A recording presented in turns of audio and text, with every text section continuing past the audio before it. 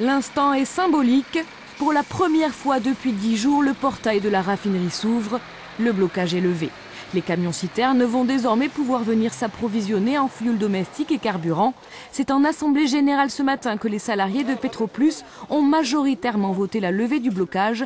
Valentin Trottmann était de la partie. On ne voudrait pas qu'au niveau national, on fasse l'amalgame en tant que briseur de grève.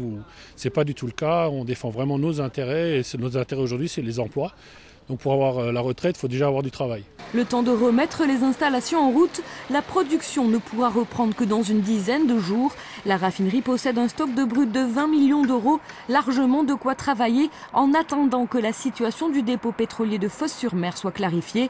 Un gage de bonne volonté qui a un objectif. Faire tenir sa parole à Petroplus, de mettre tout en œuvre pour redémarrer la raffinerie. Et si ce n'était pas le cas, s'il ne tenait pas sa parole, nous envisagerions des actions beaucoup plus dures. Alors, de quel genre ?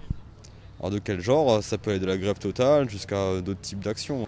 La direction s'est en effet engagée à reprendre la production jusqu'en janvier, date à laquelle devrait être entérinée la décision de fermeture, car les syndicats comptent bien repousser au maximum cette échéance pour sauver les 253 emplois du site.